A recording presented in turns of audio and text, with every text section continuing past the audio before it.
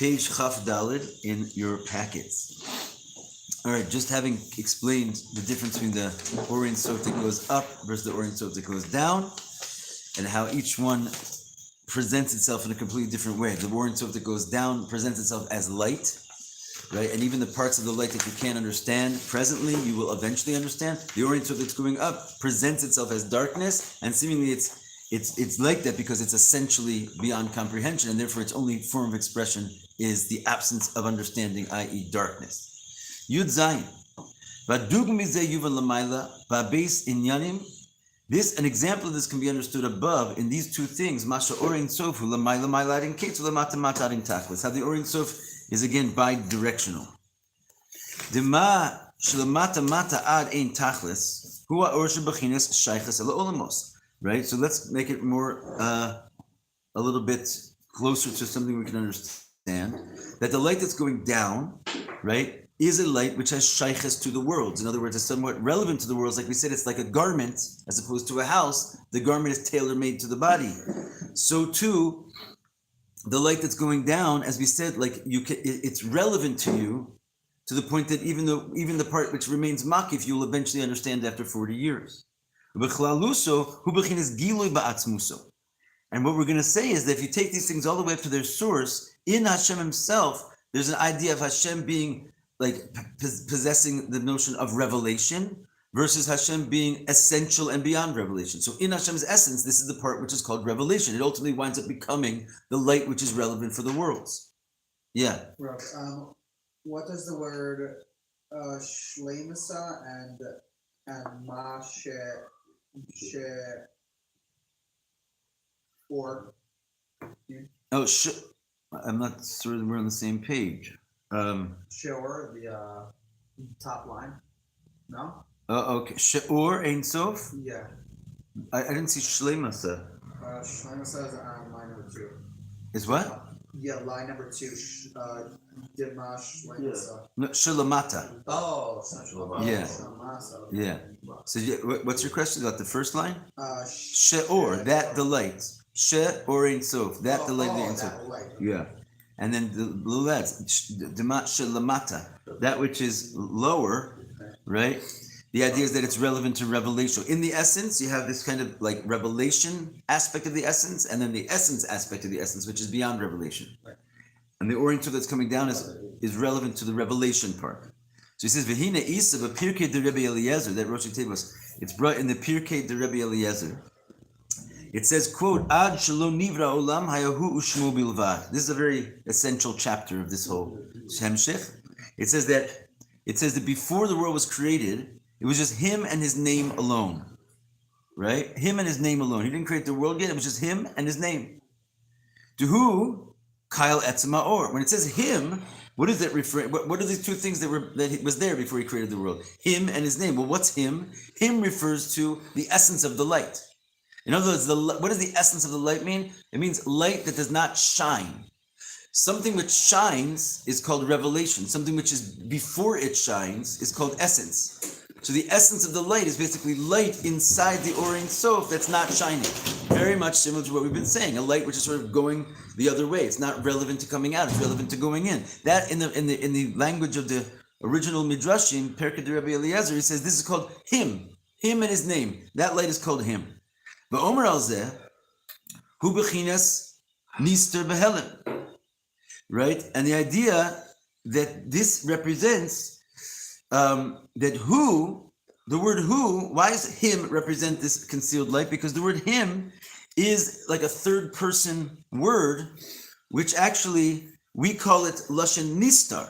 If you want, like, you know, in English you say like first person, second person, third person, whatever it is. In Hebrew, the way you say third person is by saying it's the hidden tense. Because when you're talking about a person who's him, it's not I, it's not you, it's no one in the room. It's like some hidden thing that's over there. That's what the third person means. We call it the hidden tense. So the word who, right, goes very well for here, that it's talking about this concealed, something concealed from revelation. That's why we call it him, the hidden tense. Lashon nistar. The etzema or hu nelam b'nistar, because the essence of the light, this essential aspect of the light, is essentially unrevealable. And again, when you say it's unrevealable, it doesn't mean it's a very strong statement. It doesn't just mean that there's no one smart enough to understand it, right? It means that in its very essence, it's not relevant to shining, right? Just like something essential doesn't really come out. Remember, when you're going to reveal something, it always comes with a price.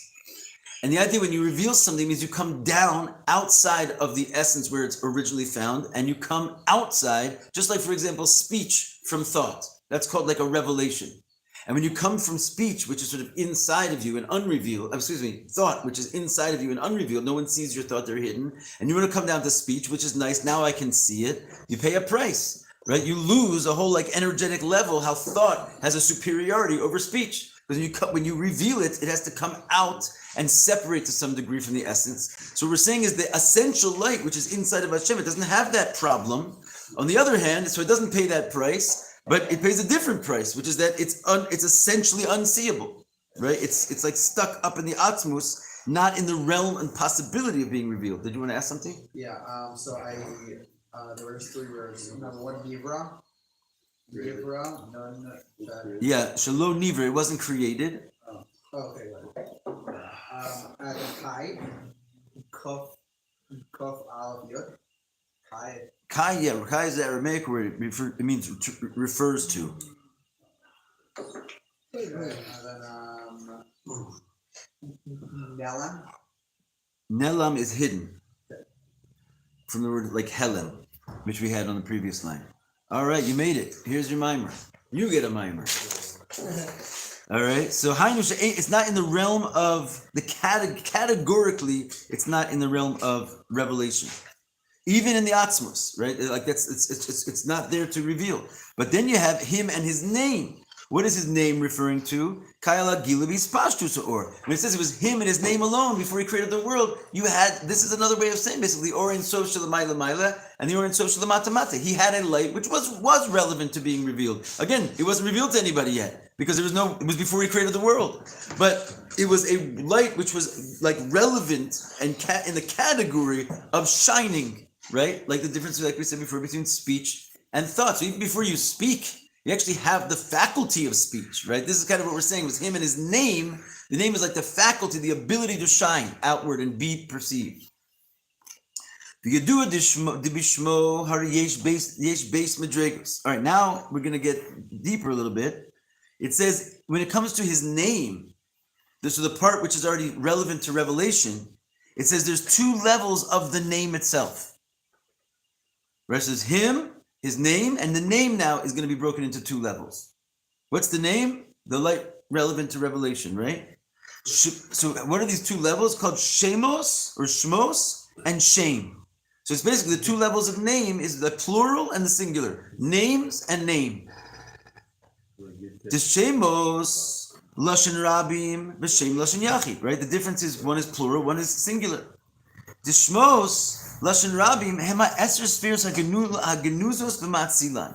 What does it mean when you say names, right? That part of this sort of outward revelation is called names plural. It refers to something very specific, which is the quote-unquote Esser Spheros Hagenuzos V'Matzilan, which means the 10 hidden spheros inside the emanator, right? So, and another way, let me just explain that. All the spheros, the 10 spheros in every world are basically just a lower dimension of the spheros in the world above them. So again, just like speech and thought, right? Whatever's going to be in your thought, it's eventually going to be in your speech, but it's going to be in a lower dimension, right? In fact, there's nothing you can say that you don't first think, according to Chassidus. So whatever's going to come out of your mouth, it was already in your mind. It just comes out in a lower dimension. Similarly, when you go from Atzilus, Bri, Yetzirah, Asiya, it's the same 10 spheros, right? It just comes lower and lower and lower into different dimensions. What's the source of the first time there's ever such a thing as 10 spheros, right? This is what we're getting to now. It's called Shemos, names, and it's called the hidden 10 spheros inside of the emanator. Right, it's the original origin of the first time there's such a thing called 10 spheros. It's also Adam Kadmon? What's that? It's beyond Adam Kadmon. Before Adam Kadmon. It precedes Adam Kadmon because Adam Kadmon, let's be clear, right? Adam Kadmon is normally thought of as the first world, so you're right to think that there's something it's called the primordial man for that reason, but it's the primordial man when after the Tzimtzum. So once the Tzimtzum happens, there's an empty space, and then the first time there's an actual presentation of 10 individual spheros outside of the Or Ein Sof, that's Adam Kadmon. What we're talking about is something which precedes that. Thought about Adam Kadmon. We're talking, basically, yes, the will of Adam Kadmon, right? Right? And so inside of the Or Ein Sof, before the Tzimtzum happens, there's already the source of the 10 spheros, which will become Adam Kadmon, and that is what's called Eser Spheros HaGnuzos. Good word to remember. So what's the difference between Shemos and like Shem? So we didn't get to Shem yet. Right now we're on Shemos, right? Right. And what is this? Huma deshir ba'atzmo b'koach kol ma she'asid lios v'po. It's very much like what we just said. This is that Hashem measured in Himself in potential all that would ever come out in actual. Like I said, nothing that's going to be in Adam Kadmon, or nothing that's in, so to speak, speech, is really new. It's just like a presentation of what was already delineated inside of the original will.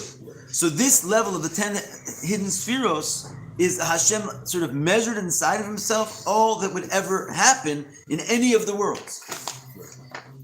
Okay, that's Shemos. Then there's Shem, Hu Lashon Yachid. This is a higher level of the Or Ein Sof. It's a singular, that goes on the idea of singular, right? When you have Shemos and it's plural, it's the idea that you're getting into multiplicity, plurality, you already have 10. Right? When you have Shemos, when you have Shem, this is a singular word, Huma de'ein mispar l'sfiros. Now, if you recall, we spoke about this idea, page Chaf Daled, Os Yud Zayin. We spoke about this idea, and I'll just briefly recover it. We said, Antu chad v'lo b'chushban. You are one without a calculation. We were quoting Pasach Eliyahu that we say every Erev Shabbos, right? And we said something very unique over there. We had a whole class on it, so I won't go fully into it. But we said, what does it mean you are one without calculation? We said, because you are truly one, which means you don't have any description to yourself, right? Something which is not truly one, i.e. it's a one made out of parts. It's a compound thing. It's not truly one. Truly one is like it has no division within it whatsoever. It's like a pure singularity, what we call mufshat. It's like undressed from any form. If it's truly one, then antu chad, you are one, then lo b'chushpan, then your expression would be infinite. Because it's like, remember we said about the spoon? You hold up a spoon and say like, what is this? You could just keep coming up with like, it's metal, it's an eating instrument, right? It's whatever, right? It's silver. So you could go on forever describing something, except you can't go on forever describing a spoon, because you like eventually run out, because the spoon is not a simple oneness. But God, who has literally no form, if you would try to then describe something with no form, you would have an endless way of trying to describe that, i.e. everything, right? So everything is, so the true multiplicity, the infinite multiplicity is actually the most, it corresponds with the simplest oneness. And that's what we're saying the word shame, right? Which is Hashem as a singular, it winds up expressing itself as infinite spheros, not 10 finite spheros which is the shemos. But the shame is basically, because it's truly one, it therefore expresses itself as infinite spheros, which is a dimension that we spoke about before. It's like really something completely incomprehensible to us, because our only way of comprehending is within a framework that Hashem made us out of 10 spheros.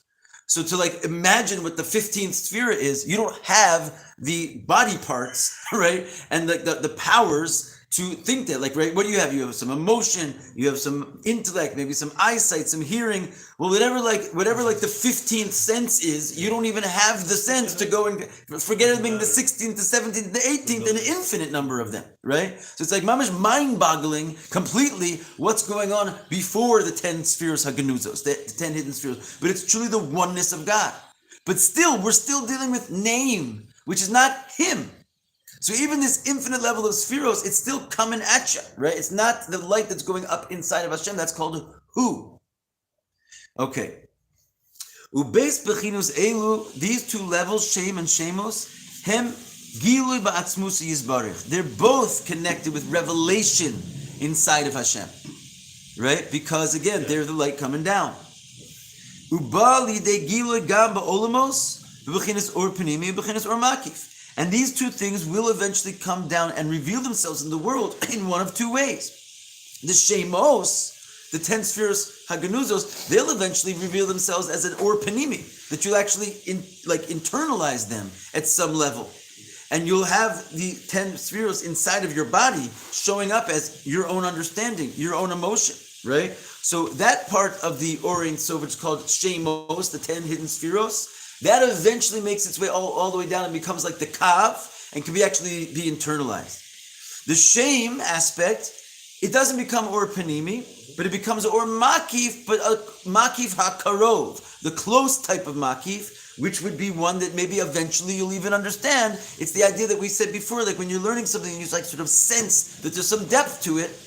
The fact that you can even sense the depth shows that it's a depth which is relevant to you, right? These two levels of light in Hashem's essence, nothing has shown yet, right? These are just his abilities to shine if he wants to, and he has two different abilities to shine, Shem and Shemos. When he actually shines them, they come out as what we call the Or Soviv and the Or Mamale, right? The Makif light and the Panimius light.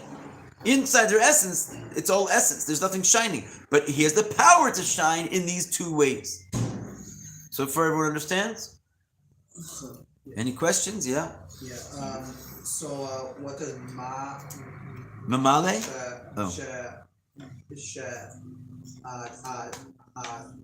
teeth legios bepoamim?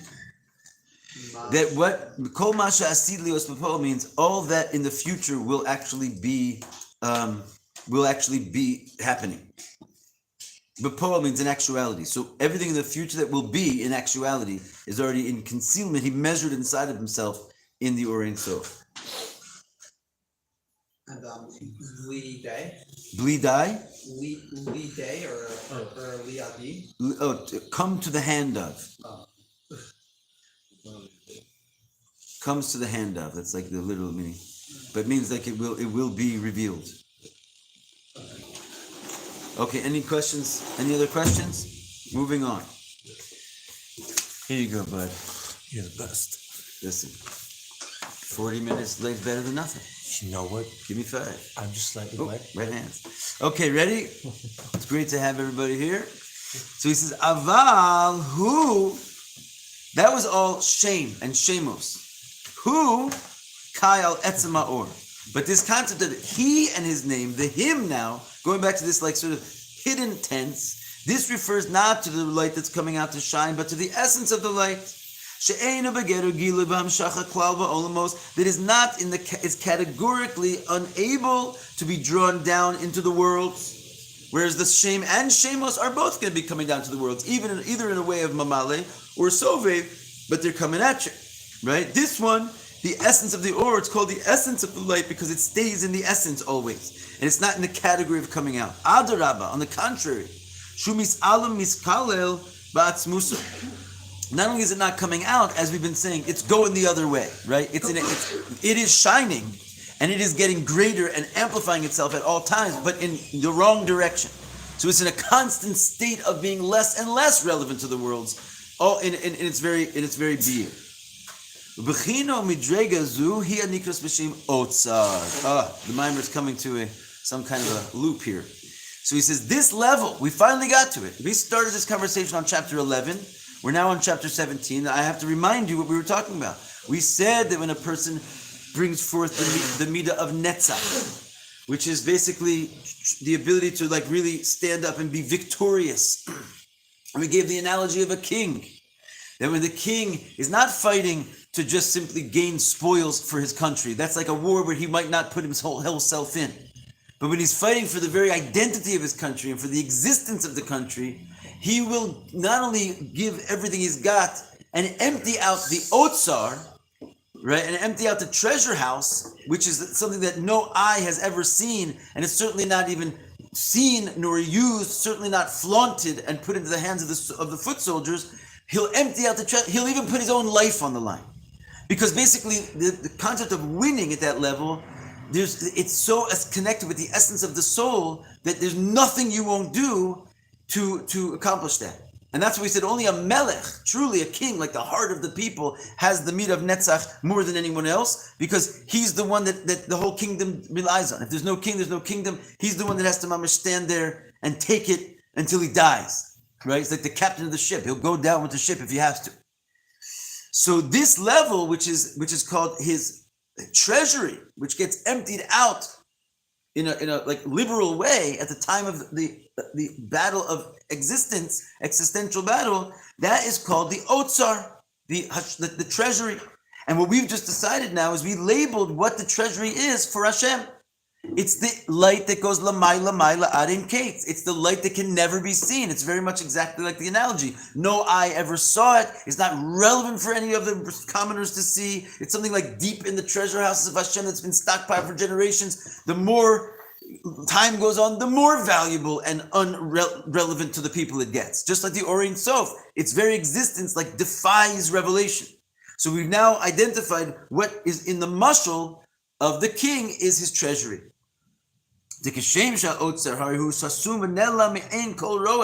Just like a treasury is concealed and hidden from any eye of any beholder, so to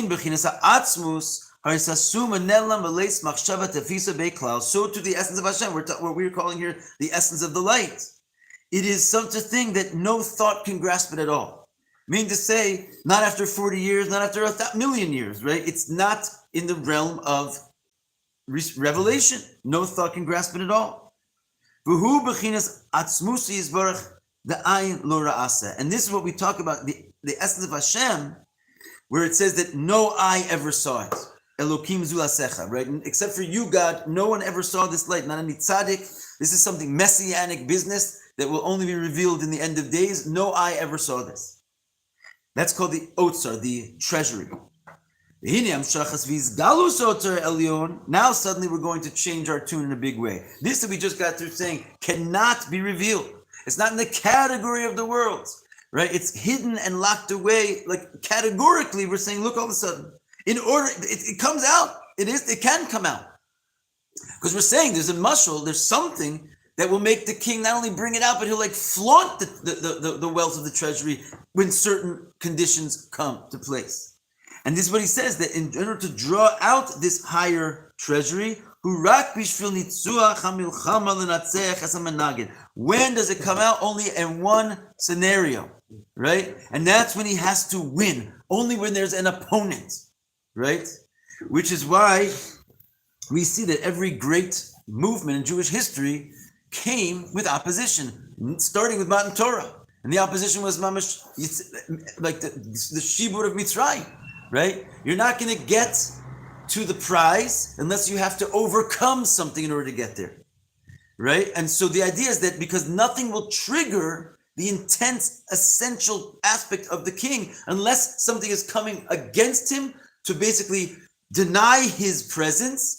Only when his presence is going to be denied does he kind of whip out this essential need to be. And in this case, we're talking about the king, we're talking about Hashem, his essential need to basically be revealed and be the king of the world, right? It will come out when something tries to stop him being the king of the world, like Amalek, right? Don't forget, this is we're dealing still. We came out of the Purim, but we're still in the days of Purim, right? This is why we have like this essential, constant memory to remember this enemy of ours. Why don't we just like kill him and get it over with? Because he's useful. Because basically, when there is this existential threat, the Jewish people bring out their essence in order to remain alive, and that essence empties out the treasury, which is a light which normally can never come to revelation unless there's a time for winning. Right. Yeah. It's not for sure not a real deal though. It's for sure not a real deal. There must be some type of koyach that's given, because if every time they give like iskafia, and they would be miskaza, they would be in a total state of complete like prophecy. If this light was mamish begili to a yin, when he was like nitzli over it, and he brought up the attribute of Netzach over the Sahara, every yid would be like, yo, I just experienced the ultimate revelation of God's essence. That was crazy, and no one's like that. No one says that. Well, hold on a second. First of all, there's no one that says it has to become an or panimi, right? Even the or shalamata mata, which is designed to reveal itself to you, most of it doesn't actually get seen and it remains makif. Like even if Moshe Rabbeinu is going to actually teach you something, there's going to be much left to be discovered after 40 years, right? So just because something is, so to speak, comes in now outward, doesn't necessarily mean it becomes an or panimi. It can still be makif. But the point is that it comes out, right? Eventually, it will also be revealed, right? Like that which no eye can see it. And the truth is that it's not necessarily what you think. In other words, how can we say that it actually did get revealed, right? What is this? If we're saying that like the time has come for Hashem to win this final war, right? Let's say all the generations it was hidden, and the final war was not on. There wasn't like the existential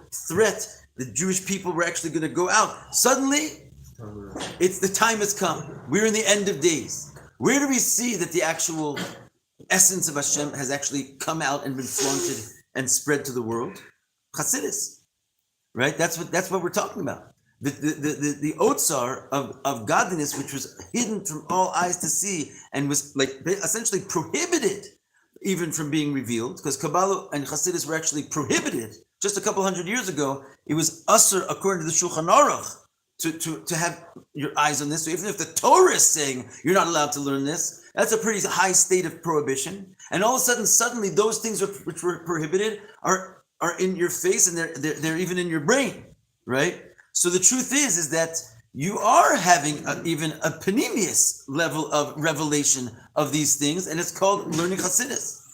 And the truth is that seemingly, if you would really win the war, right, and like you would, then the whole treasury would be put in your hands, and you would be experiencing the light of Mashiach, right? Like it says, for example, the Rebbe says that what's the problem with the world is that even the tzaddik, he says in Maimer Ata Tetzaveh, which is this week's parsha, the Rebbe's final Maimer, right? He says, how do you know that even a tzaddik has not really gained the full possession of the light of Mashiach, even though in the tzaddik's own Daled Amos he's experiencing Mashiach.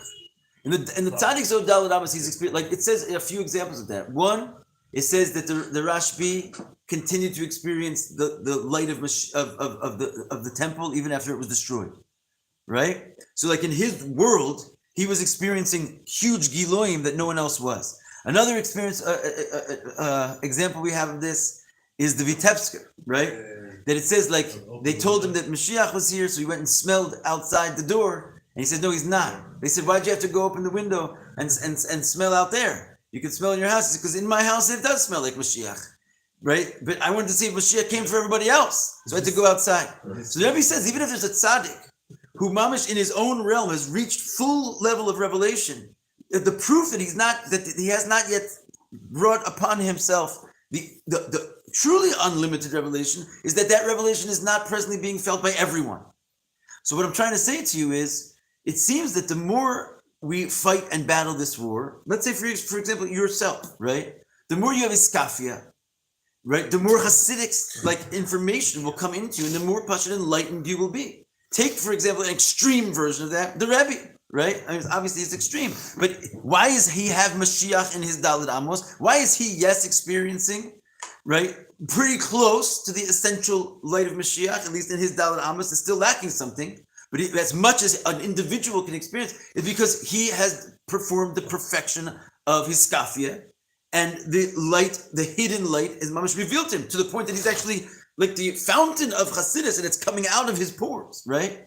So if all of us would pick up on that and continue to win this war, not only would we have it inside of ourselves, each every individual person, but because of that, the grander light, which is truly infinite, which even the Rebbe doesn't possess until we all have it, will also come out. So in other words, the point is that I kind of disagree with your original statement.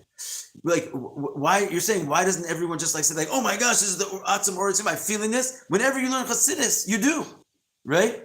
And whenever you basically take greater gains in Avodas Hashem, and you bring yourself up to a next level of Hiskafia, and like, Menschlichkeit, and you go up levels, you do experience like a complete elevation and revelation. You're not the same person who learns Chassidus as someone who doesn't, right?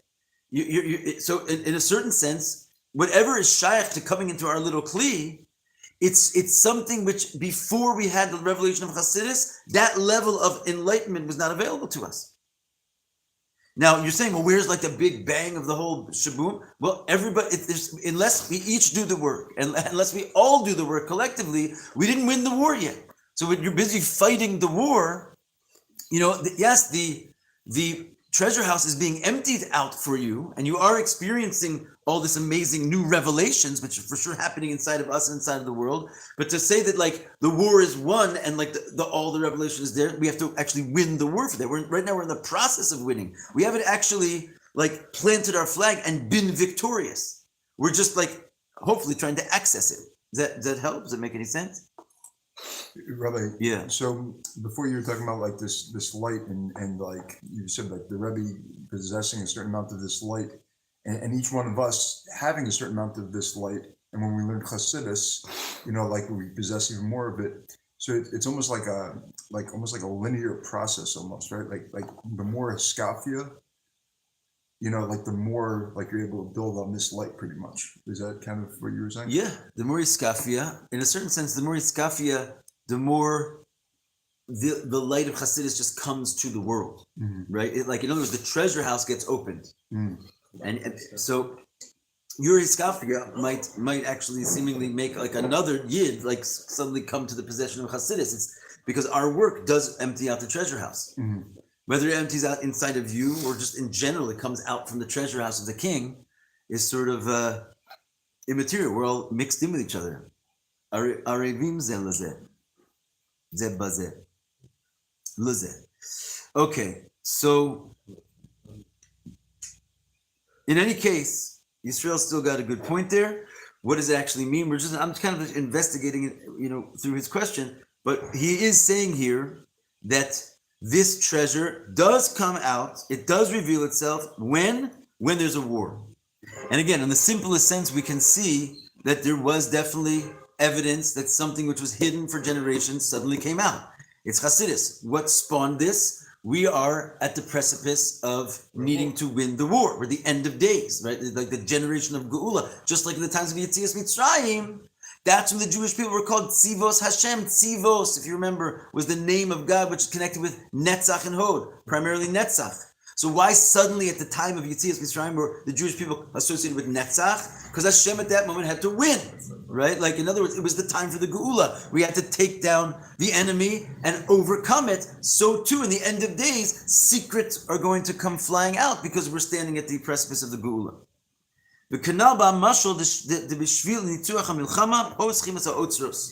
Like we said before about the analogy that when the war must be won, we empty out the otzros hachasumim, kamusim midor dor. Those treasure houses which were sealed and covered from generation after generation. Asher adug mizeh yuvan lamaila. The example of this can be understood above. To conceive motzi ruach motzrosa. Shehika b'chor Mitzrayim, right? Just like I said before, when do we see an example of this in the past? Where it literally says Hashem brought a ruach out of his otzar when he struck the firstborn of Mitzrayim, right? So it's exactly at that moment of like winning the war. What is the firstborn of Mitzrayim, by the way, sort of alluding to? Mitzrayim represents limitations. The firstborn means like the great strength, like the strongest, the first fruits of limitation. So Mitzrayim represented like enemy number one, limitations, trying to say this world is limited and Hashem's like supernatural self has no business over here, right? Like Paro said, I don't know Havaya. So the idea is Hashem's like, oh, you don't know Havaya?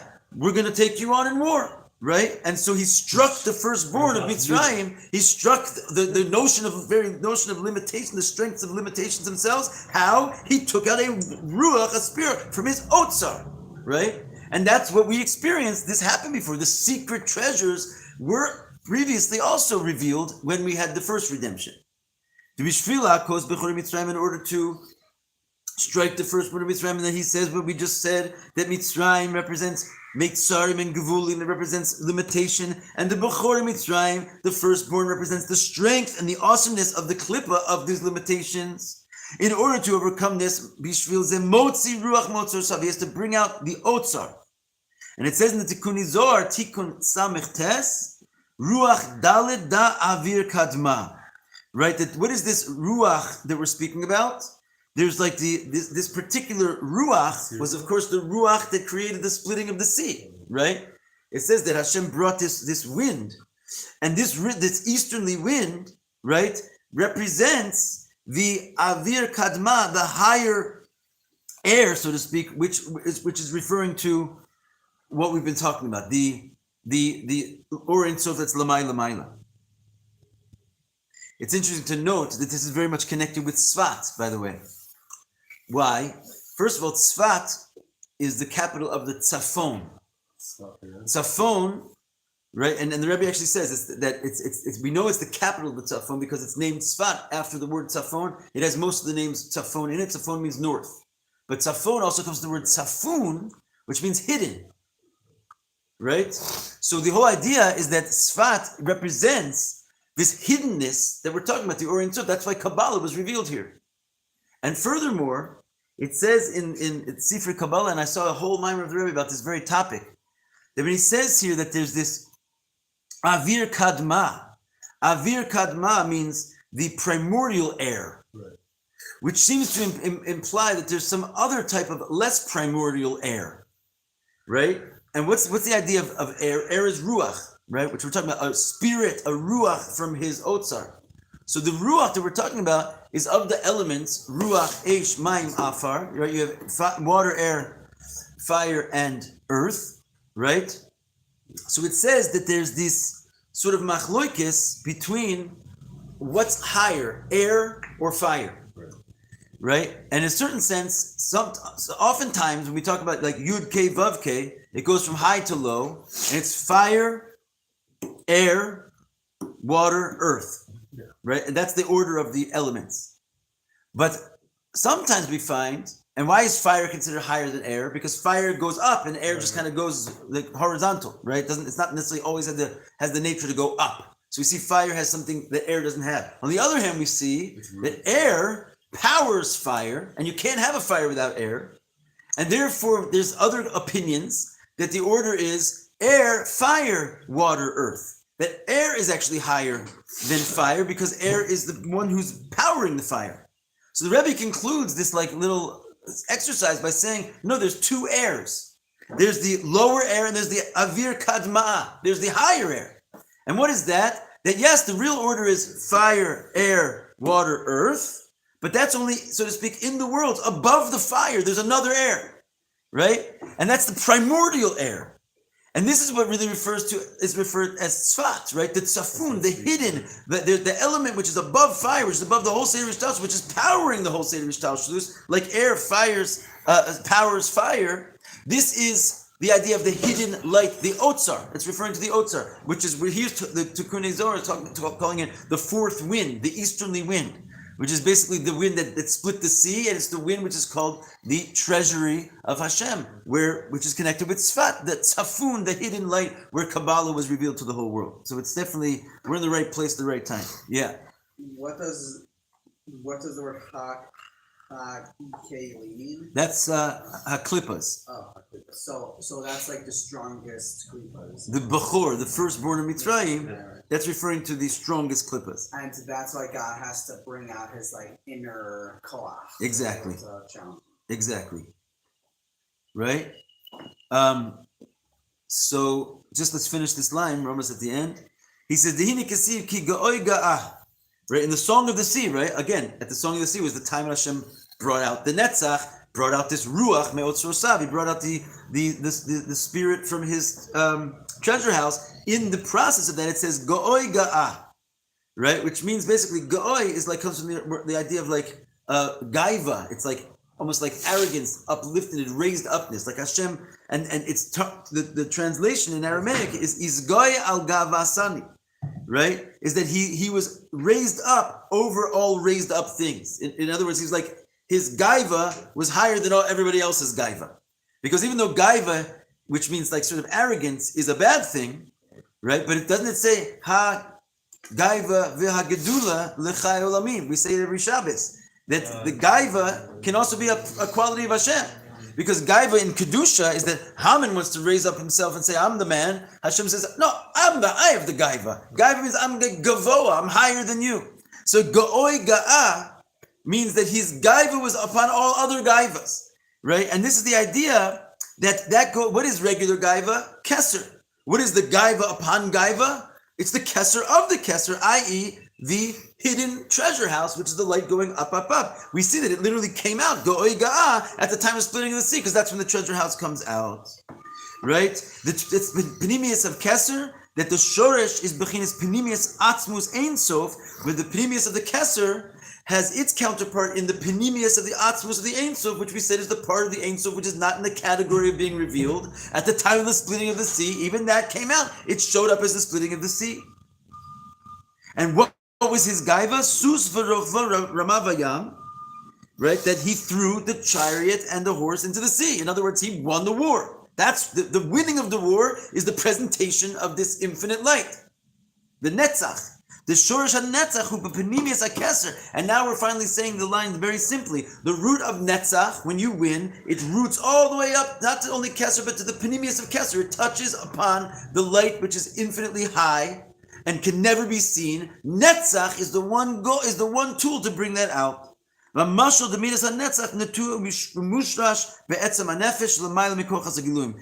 mashal, we're saying that your midah of netzach is planted and rooted in the very essence of your soul, which is higher than all other revelations. It's higher than your mind. It's higher than your will. It's higher than your pleasure, right? It's literally you. And so when you come out, it's going to come out as a victory. And you're going to see simultaneously the essence of yourself. That victory is going to come in fantastic, wondrous manner of the splitting of the sea and ultimately the Geula Shlema, take of Miyad Mamish. Really, what's the connection between Kesser and Netzach? Like, why does it come out in Netzach?